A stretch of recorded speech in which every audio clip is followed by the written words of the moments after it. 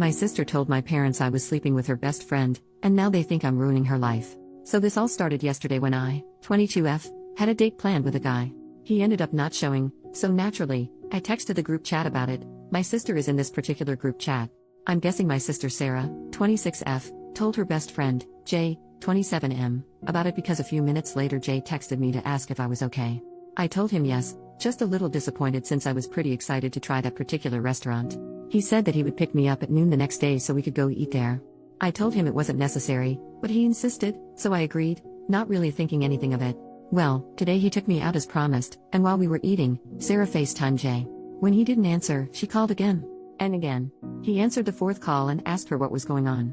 She said that she was just checking up on us and told me to call her later. Later ended up being almost 8 o'clock. Jay and I spent the rest of the day together, hunting down some collectible dolls we both like and trying different dessert spots along the way. On the way back to my apartment, Jay asked me to change the music on his phone. When I opened it, I saw that my sister had called him about 30 times throughout the day and texted him across multiple different apps. Jay put his phone on Do Not Disturb after lunch, so it made sense why he didn't see those notifications. Once he dropped me off, I called my sister and asked her if everything was alright. She said yes and asked if I had forgotten to call her back sooner. I told her that I was out with Jay, so I didn't get the chance and figured it could wait since she didn't call me. She hung up, and a few minutes later, I got a call from my mom. She sounded angry and told me that I should be ashamed of myself. I said sure, but why today? According to my mom, Sarah called her in tears, saying that she had caught Jay and me making love in their apartment. I was so confused. I told my mom that I did not, in fact, make love with Jay and that I didn't even know they lived together.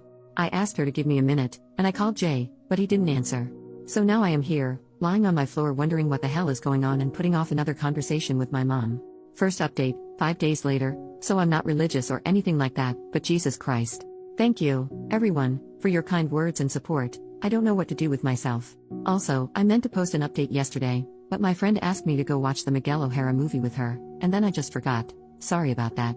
I wanted to clear up some confusion before the update. On my original post, when my mom told me that Sarah and Jay shared an apartment, I said, I didn't even know they lived together. Those were my verbatim words to her because, last I knew, Sarah had a roommate and Jay lived alone. I was right, that's still the case. Sorry I wasn't clear about that. I'm bad at expressing myself sometimes. Another thing was people wondering how Jay found out about my date, or lack thereof. According to him, he was hanging out with a few of his friends, including my sister, and she told him about it in a joking way. Some people also asked why I went out with Jay if I knew my sister liked him. I didn't know. Just because I talk to my sister doesn't mean she talks to me the same way. If I had known, I would have talked to her about it first because I know from past experience that my sister is a jealous person. Anyway, last night was a doozy. Jay called me back and said he was going to stay at a friend's because he would feel safer with company. I asked him if there had ever been anything romantic between him and my sister. He said the only thing was that he kissed her at a New Year's party at midnight because she was feeling left out. Obviously, I can't confirm if that really is the only thing. He also said that he had never even talked about moving in with Sarah, so he doesn't know why she would say they were living together. After I spoke with Jay, I called my mom again. She still sounded pissed, but this time I could hear my sister crying in the background and my dad yelling to get our butts over there, our being Jay and me, presumably.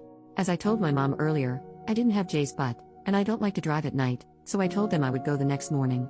That also gave me time to gather any evidence I could to prove my innocence. Jay even sent me a copy of his lease to prove that he and Sarah do not live together. I went to my parents alone because Jay has a job. As soon as I arrived, my parents started yelling at me. Just the usual stuff, that I was disrespectful, but they never expected this from me. How dare you do this to your own sister? You know she already has a hard time, why make her life harder? My dad even called me a whore. That was fun. I kind of just sat there doing the math on how much faster I could finish my grad program and flee the country, or at least the state. I wasn't very tuned in until my mom told me that if Sarah lost her job because of me, I would need to financially support her until she found another one.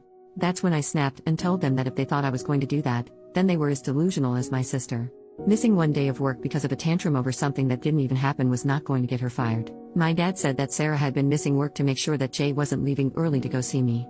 I found out my sister also told them that Jay was missing a lot of work, so he wasn't taking enough home for their bills, and they had been sending her rent money for months. I told them it wasn't true and showed them the lease Jay sent, which clearly stated the day the lease started and when it ends. It also had his address, which is not the same as Sarah's. My mom brought Sarah out of her room, where she had apparently been this entire time, and told her to explain herself. Sarah said that he probably got that other apartment so that he could be closer to me when he went on supposed business trips. First of all, Jay is a software developer. I don't know what business trips he would go on. Second, nice way to find out that my sister doesn't even know where I live, because Jay's apartment is almost an hour away from mine. I showed my parents that on Google Maps, and they finally started to believe me. Sarah started crying and calling me a liar. My dad told me that even if what I said was true, I shouldn't have been so hard on Sarah, and that as her sister, I should be helping her when she's having a rough time like this. I told him I wasn't a therapist, but if she ever decided to get help, I would pitch in. I left after that. There was nothing else I needed to say, and there was no point in waiting on an apology. My dad looked uncomfortable, and my mom was too busy consoling my sister to notice me leaving. I haven't talked to them since. Sorry if you were expecting a fun update where I somehow got revenge on my sister or something crazy and petty. If you have questions, I'll probably answer. Thanks for caring, though. And to those of you that shared your own stories under my original post, damn, sorry you went through that. Second update, months later. I don't really know how to start this post, but I felt obligated to write an update after everyone sent me so much love and support. Jay got a permanent restraining order against my sister. It took some months and a lot more harassment, but he does have that now. As for why my sister was lying to get money from our parents, I couldn't tell you.